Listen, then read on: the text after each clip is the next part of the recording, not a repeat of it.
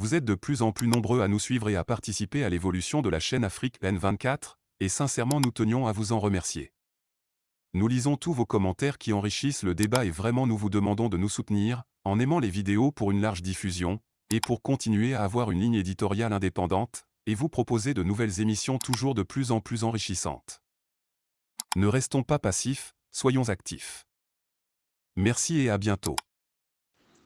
Bonjour l'Afrique, bonjour le Togo, bonjour les amis des deux mains, je vous salue. Je vous avais promis à l'entame de l'année 2025 que je ne ferai rien cette année sans mettre devant le peuple togolais tout ce qui peut être appelé preuve manifeste, preuve factuelle. C'est dans cet élan que j'ai pris sur moi de faire depuis quelque temps un travail citoyen. Il est question de mettre le doigt là où aucun Togolais ne voudrait le mettre. J'ai parlé cette année de tribalisme, d'ethnocentrisme, de régionalisme au Togo. Des amis à moi ont abondé aussi dans le même sens. Sauf que celui qui dénonçait le tribalisme, le régionalisme, l'ethnocentrisme est curieusement celui qui en est devenu le chantre, selon quelques tondus et pelés fabriqués par les faucons cabiers. Le tribalisme notoire, l'ethnocentrisme notoire, et plus loin, le régionalisme notoire. J'ai voulu désormais laver cet affront et laisser au peuple togolais des preuves manifestes pour que chacun sache d'où vient le tribalisme, qui est tribaliste au Togo, qui ne l'est pas, quelle ethnie est tribaliste et quelle ethnie ne l'est pas. Je suis arrivé cette soirée avec un beau livre et je suis arrivé aussi cette soirée avec une lettre ouverte. La lettre ouverte du chef Aeva en pays Tem vient à point nommé et reconforte ce que nous avons toujours dit aux Togolais. Sauf qu'ici, ce n'est plus le sujet Camus Ali qui parle, mais le chef lui-même qui prend à témoin le peuple togolais, qui prend à témoin la communauté internationale et qui nous livre ici les injustices dont son peuple subit, le peuple T. Quand il y a un bourreau, il y a à côté du bourreau toujours la victime. Il vous appartient, cher Togolais. Et à partir du moment où vous aurez écouté cet élément, d'être attentif, d'être lucide et de se poser cette question. Finalement, au Togo, qui manipule qui? Et qui voudrait passer l'autre pour qui? Qui fait quoi dans l'ombre? Et qui voudrait que le peuple entier au Togo ne le sache pas. Très rapidement, je vous lis ce que ce chef, quand je dis ce chef, je veux dire ce chef béni en pays Tem vient nous livrer dans une lettre ouverte à Fort et Sozimena Nyassingé. Je vous lis la lettre pour que demain, nos enfants, nos arrière-petits-enfants ne disent pas que nous avons vécu inutile. Parce que notre génération a ce devoir d'affronter la dictature et de couper la tête à la dictature pour que tous les Togolais, du sud au nord, de l'est à l'ouest, puissent enfin souffler 60 ans de barbarie. Ça suffit.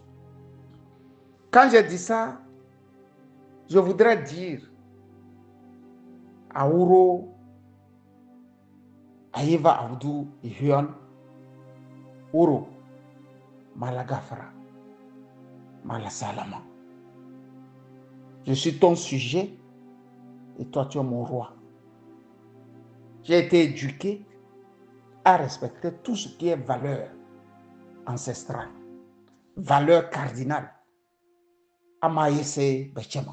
Entendez par là, si dans mes paroles, j'ai fauté quelque part, Ouro, en pays Kotokoli, Ouéo, en pays Kapi, Togwe, en pays Evé ou Mina. Je voudrais sincèrement vous dire que je suis votre sujet.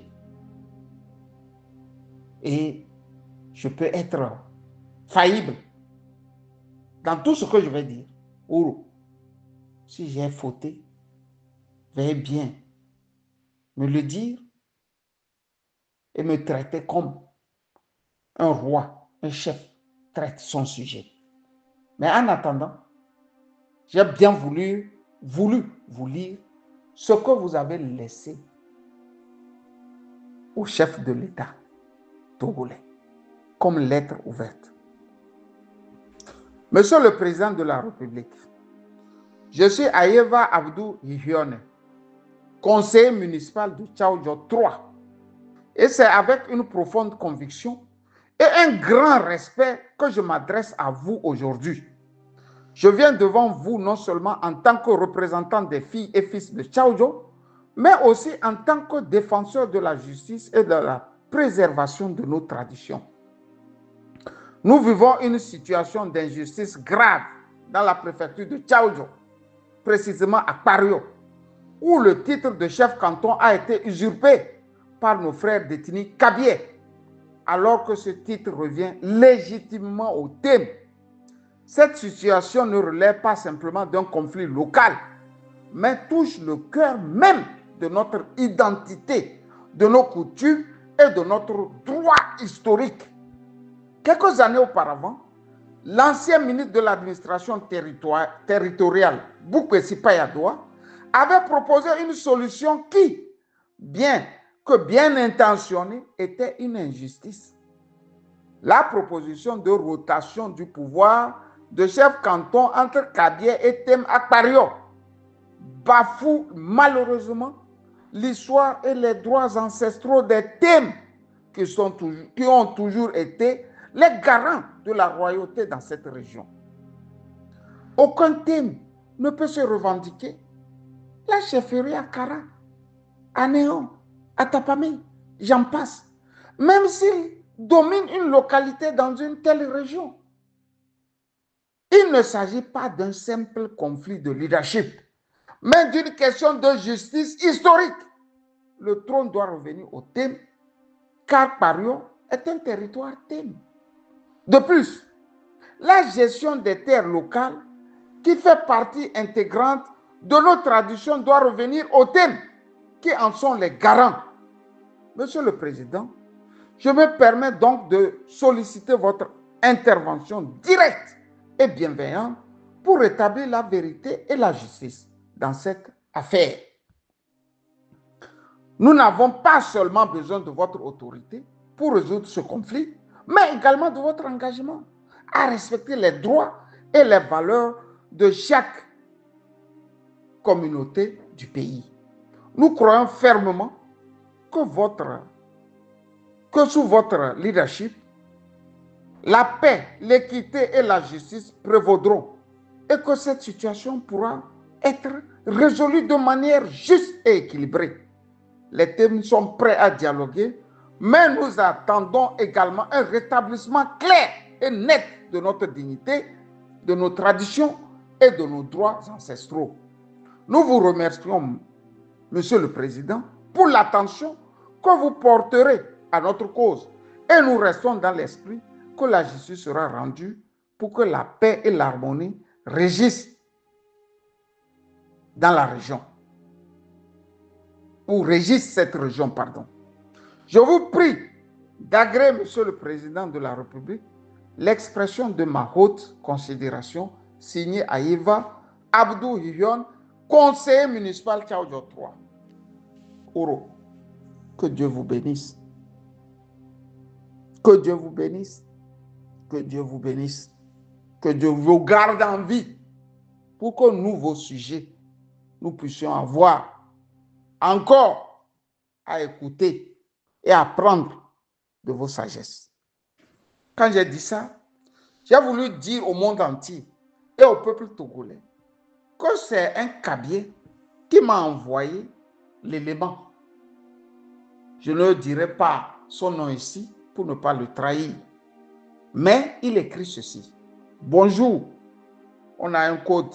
Je ne vais pas quand même le prononcer parce que si un jour lui et moi on est là et il prononce, on saura que c'est lui qui m'avait écrit la lettre.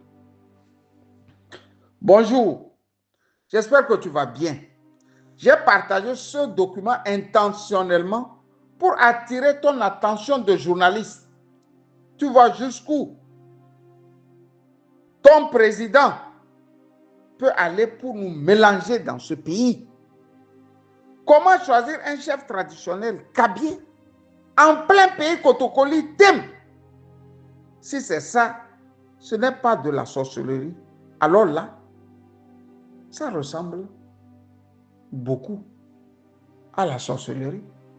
Effectivement, c'est la sorcellerie que les Nyasingé sont en train de nous imposer. Très rapidement, j'ai voulu encore dire à Ouro Izifu, ou à Ouro Aïeva, pardon, c'est son grand-père qui fut Ouro Izifu, que moi je m'appelle Kamusali. Sokodé m'a tout donné. Ma vie, mon école. C'est à Sokodé, moi, j'ai connu ma première fille. Quand on grandit et une ville te marque en te donnant la possibilité de te découvrir en tant qu'homme, on n'oublie pas cette ville. On se soumet aux lois de cette ville et on respecte les habitants de cette ville. C'est dans ce sens que je m'en vais dire au thème que leur combat est mon combat et que je me soumettrai aux lois des Aïva. S'il faut guerroyer pour que les Aïva retrouvent tout ce qu'on leur a pris, mieux, tout ce qu'on a pris à leur royaume. N'en doutez pas, je serai de la lutte. J'en serai. Et je resterai droit dans mes bottes parce que Sokodé m'a tout donné. Ma vie, mon évolution personnelle. Je dois tout ceci à la ville de Sokodé. D'ailleurs, quand je rentre en 2019, je remarque que la rue ou la route menant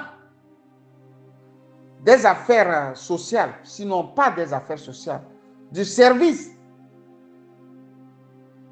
du ministère du second degré, c'est-à-dire la route qui mène directement vers le pont numéro 9 et qui était pratiquement la route utilisée par la moitié des élèves vers le lycée, ne s'arrêtait plus désormais au lycée Sokodé, mais au pont numéro 9, au niveau du cimetière allemand, pour vous dire que même à vélo, on ne sait plus aller au lycée de Sokodé. Quand on est handicapé, on ne sait plus utiliser son tricycle. L'érosion a tué toute une route. Je dirais au lendemain des élections de 2020 à Gilbert Bawara, qui est encore vivant, que cher ami, je sais que vous avez encore volé. Mais pardon, fais-moi ce plaisir de dire à ton patron de goudronner ne serait-ce que la route venant du nord qui mène jusqu'au lycée moderne de Sokodé. Vous savez très bien que ce pouvoir a horreur de tout ce qui fait partie de l'éducation, de l'école. Et pourtant, Ernest Gnassingbé, Emmanuel Gnassingbé furent des élèves à l'internat du lycée moderne de Sokodé. Pour vous dire que chez les Gnassingbé, on se comporte comme les poules. Tu picores, tu remues ton bec et tu continues. L'ingratitude est la chose la mieux partagée. Quand j'ai dit ça, je m'en vais maintenant vous faire découvrir cette recherche, ce livre qui en dit long sur ce qu'on peut appeler l'expansion Kabie-Losso en pays Bassar et Tchaodjo dans le nord de 1898 à nos jours. Le livre, curieusement, a été écrit par un Ali. Et quand je dis un Ali, ce n'est pas un Ali lointain. Le livre a été écrit par mon propre oncle, le professeur Ali Pierre Napo. Hier, professeur à l'université de Lomé. Ensuite, ambassadeur du Togo à Bonn. Et pour terminer, chercheur. Il nous a laissé un livre magnifique. Et quand je dis un livre, j'étais à Paris, chez un de mes oncles, et je voulais en savoir un peu plus sur sa bibliothèque. Sa bibliothèque était curieusement constituée des livres de Pierre Napo Ali. Il n'y avait pas d'autres livres à part les livres de mon propre oncle que je ne connaissais pas. C'est-à-dire les livres, je ne savais pas qu'il en avait écrit autant. Je connaissais sur un, mais je ne savais pas qu'il avait passé le clair de son temps à ne faire que faire jaillir les livres sur l'expansion de certains peuples vers d'autres peuples au Togo. Le Togo allemand, le Togo français, historien de son état, il nous a légué quelque chose de merveilleux. Ouro, tu aurais aimé un jour avoir le double ou les doubles de tous ces livres pour te les mettre dans les mains, afin que désormais, tu lises ces livres à tes sujets, à haute voix, pour que personne, je dis personne, ne vienne vous voler vos terres, pour la simple raison qu'ils sont armés. L'arme n'a jamais été le dernier rempart de la justice. C'est les faibles qui traquent les autres avec les armes. J'ai voulu ici vous lire ce petit passage qui en dit long et qui peut ouvrir les yeux à tout le monde pour qu'aucun Togolais ne se lève après avoir été manipulé pour traquer Camus Sali, dont l'oncle fut historien, et que Camus Sali aussi est historien, pour la simple raison que je suis passé par l'université de Acre. Et ma seconde matière était l'histoire. Vous m'aimez ou pas, vous devrez accepter ça. Ou mieux, aller chez les Allemands et vous déchirez tout. Quand j'ai dit ça, j'ai voulu ici vous lire pourquoi ça ne va pas. À la page 9 du livre L'expansion Kabylie-Losso en Pays Bassa et Tchaodjo dans le nord Togo, de 1898 à nos jours, écrit par Pierre Napo-Ali et édité par l'éditeur Saint-Augustin, Édition Afrique. Je crois savoir que l'éditeur est un petit éditeur. C'est pour ça que beaucoup de Togolais n'ont pas accès à des choses sérieuses qui parlent directement d'eux. Nous devrons faire en sorte que les livres que nos grands hommes soient édités par de grandes maisons d'édition. Sinon, les Africains comme les Togolais ne sauront pas ce qui se passe depuis 60 ans au Togo. Mon oncle Pierre écrit ceci. L'idée d'écrire l'histoire de l'expansion Kabylie-Losso dans le nord Togo nous a été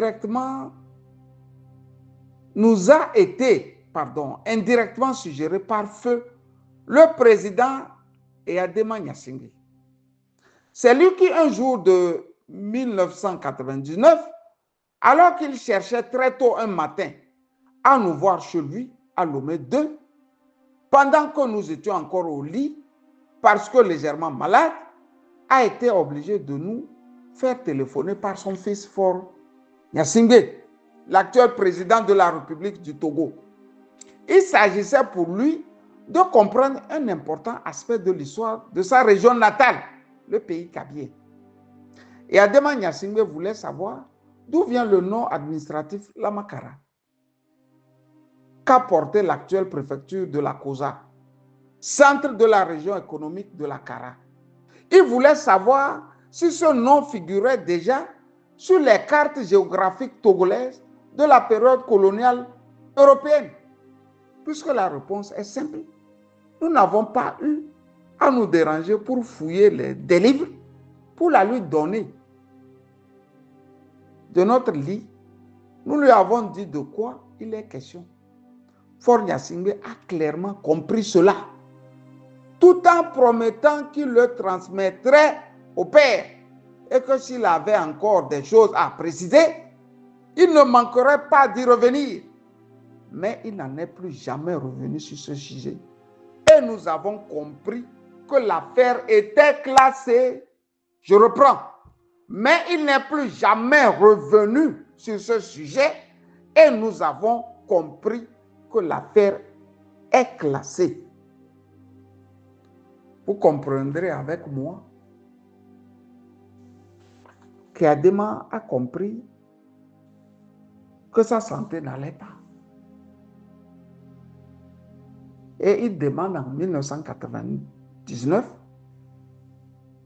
qu'on l'amène le professeur Pierre Napo-Ali, afin que celui-ci lui dise pourquoi le nom Lamakara. Afin que celui-ci lui dise si la préfecture de la Kosa était déjà sur les cartes géographiques togolaises lors de la période coloniale européenne. Vous voyez très bien qu'après que mon oncle ait raconté, ait fait un petit briefing à Faure Gnassingbé, Faure n'est plus jamais revenu. Le Kabylie a crassé. Il sait que beaucoup de vérités allaient surgir. Qu'est-ce qu'ils vont faire? Ils vont se donner une formule. Passer à l'acte par la force. Dans les jours à venir, je vais vous lire quelques chapitres de ce livre et je promets à Ouro Aïeva d'en trouver un deuxième, un troisième, un quatrième, voire un cinquième exemplaire pour lui, afin que ces sujets sachent ce qui s'est passé. Il y a par exemple des titres comme « Les terres de Bassari tombent dans les mains de la Makara ». Il y a « Pourquoi Bassari et Kabou ont-ils tous subi le mal ?» On continue. Hein? Il y a l'état des lieux à Kabou de l'époque à nos jours. Il y a l'intervention du colonisateur à l'origine des grands mots. Il y a, je vais vous lire, c'est colosse.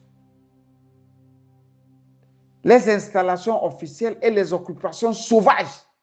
La multiplication des deux modes d'installation. Ouro, il y a encore les grandes étapes de perte de terre à Bassari. Quand vous lisez le livre Ouro, vous avez un résumé concis de ce que votre parieur vit aujourd'hui. J'ai voulu ici appeler les Togolais dans leur ensemble à faire la part des choses et à nous dire si nous, que nous levions pour dire non, il faut absolument arrêter cette pagaille organisée d'une famille qui, tôt ou tard, rejaillira en pogrom ou les laisser continuer.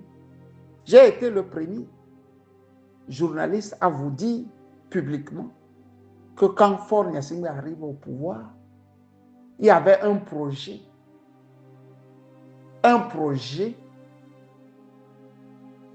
de peuplement de terre. Il fallait acheter des hectares dans chaque région du Togo pour installer les cabiers. Quand j'ai eu vent du projet, je ne l'ai pas gardé pour moi. J'ai dit publiquement aux Togolais que c'est Pitan Tchala qui était pratiquement celui qui devrait diriger le projet. Des hectares de peuplement, pas pour tous les Togolais, mais pour seulement les Kabyles. Vous vous souvenez, quand il est mort, il a été enterré comme un héros. Ce qu'est Denkodjo, maître Agboebo, Feu Agboemo Kodjo, n'ont pas eu. En termes hiérarchiques, Pitan Tchala ne fut qu'un simple ministre au Togo. Mieux, un fumeur de chambre. Et quand je dis un fumeur de chambre, je ne vous le dis pas pour me moquer de lui, parce que j'ai les preuves manifestes qu'il aimait beaucoup fumer de chambre. D'où vient-il que lui, il doit avoir les honneurs de la République? D'où vient-il que un personnage comme le major Kouloum doit avoir les honneurs de la République? Et que Edem Kodjo, Premier ministre, plusieurs fois, ministre de l'économie, ministre des Affaires étrangères, premier secrétaire ou second secrétaire de l'OUA, Maître Agboebo, Premier ministre, Feu Agboemo Kodjo, Premier ministre, président de l'Assemblée, ministre, cadre de la Somacom, n'ait pas eu cette importance au Togo.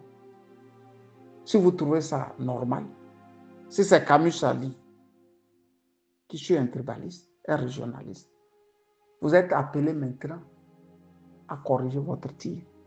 Moi, je suis un lanceur d'alerte. Les cabiers, les faucons cabiers, sont en train de nous amener droit vers les pogroms. Je vis en Allemagne depuis plus de 25 ans. J'ai voyagé un peu partout dans le monde. Je n'ai pas encore vu un bout de terre dans un pays qui n'a pas son propriétaire. Je reprends. Je n'ai pas encore vu un bout de terre, après moult voyages à travers le monde, un bout de terre qui n'a pas son propriétaire.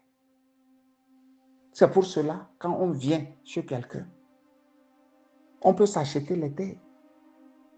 Mais on ne peut pas, à côté des terres achetées, lui demander sa femme, ses terres, et voir, commencer par lui dire que désormais, c'est moi qui vous dirigera.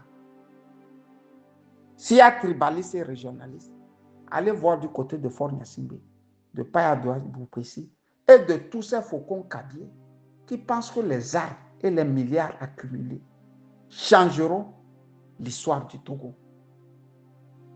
Je vous implore, chers Togolais, de visiter et de lire le livre « L'expansion Kabylie-Losso en Pays Bassar et Tchaodjon dans le nord du Togo » de 1898 à nos jours, écrit par Pierre Napo Ali. Quand vous dites que nous sommes des régionalistes, des tribalistes et tout Kanti, je vous informe que mon oncle a pour femme une Kabylie. Ils ont fait 5 enfants. Et de ces 5 enfants, le 2, le 3, le 4, le 5, j'étais du côté de Paris. Le premier fils de cette femme m'a rejoint à Paris. Il a quitté les États-Unis, il m'a rejoint à Paris. Ensemble, on a fait le tour Paris avec un cabier. Et curieusement, dans la voiture, pardon, c'est moi qui étais un peu isolé. Parce que l'enfant de Pierre Napo Ali et mon ami Kabylie parlaient Kabylie et moi j'étais appelé à la boucler parce que je ne parle pas Kabylie. Un Ali parle Kabylie. Donc quand vous voulez mélanger politique, mélanger les gens là, traiter les gens de régionalistes, de tribalistes, allez vous faire pendre et je vous emmerde.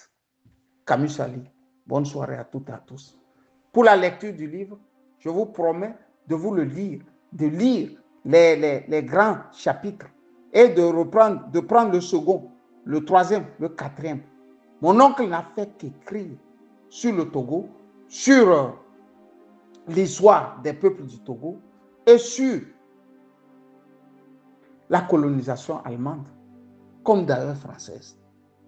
Paix chez vous, Camus Sali. Likez la vidéo si ce n'est pas déjà fait. Laissez aussi votre point de vue en commentaire. Abonnez-vous et cliquez aussi sur la petite cloche de notification pour ne rien rater de nos prochaines vidéos. N'oubliez pas de partager aussi la vidéo et de la liker.